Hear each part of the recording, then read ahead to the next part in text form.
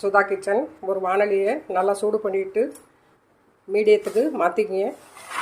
ஒரு 100 கிராம் பாதாம் சேர்த்து கருகாமல் வருங்க. தொட்டு பாருங்க, கை பொறுக்க முடியாத அளவுக்கு சூடு வந்துருச்சுன்னா நம்ம எடுத்துட வேண்டியதான்.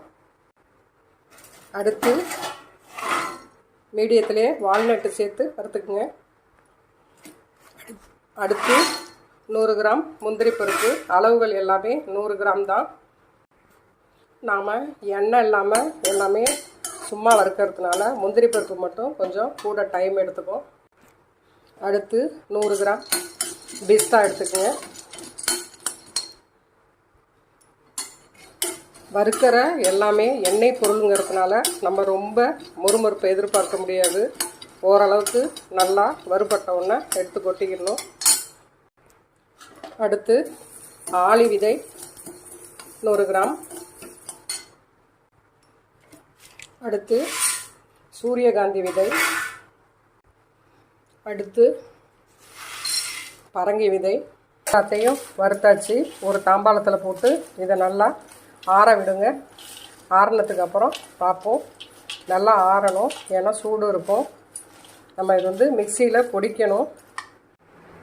மிக்சியில் போட்டுட்டேன், ஏன்னா இது வந்து ஒரு 6-7 பொருள் சேர்க்கறதுனால நம்ம 3 சிங்கிளாக தான் அரைக்க முடியும். உங்களால் எப்படி அரைக்க முடியுமோ அரைக்கலாம்.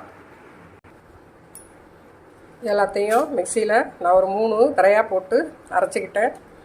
நம்ம சட்னி அரைக்கிற மாதிரி ஒரே ஸ்பீடில் அரைக்கக்கூடாது. ஒரு சுற்று நிறுத்தி அரைக்கணும். இந்த மாதிரி கொஞ்சம் கொரகொரப்பாக தான் கிடைக்கும். இது அப்படியே கொஞ்ச நாளி நல்லா காற்றுல காய வைப்போம். காய வச்சுட்டு இதை டப்பாவில் ஸ்டோர் பண்ணணும்.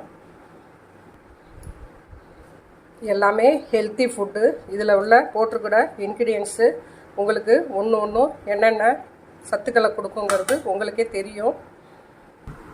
ஒரு டம்ளர் பால் எடுத்துக்கங்க. பால் எடுத்துக்கிட்டு நம்ம இந்த நுணுக்கின பொடியை இந்த ஒரு பாத்திரத்தில் போட்டு இதை அதில் ஆற்றி பசங்கள்லேருந்து பெரியவங்க வரைக்கும் நம்ம இதை குடிக்கலாம்.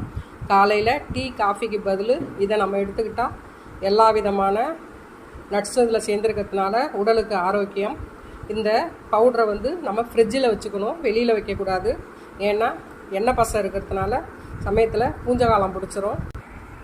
அதனால் அதை வந்து ஒரு காஞ்ச கண்டெய்னரில் போட்டு ஃப்ரிட்ஜில் வச்சுருங்க. ஃப்ரிட்ஜு கதவில் டோரில் வச்சுருங்க. டெய்லி காலையில் பெரியவங்க பசங்களுக்கு எல்லாருக்கும் போட்டு கொடுங்க.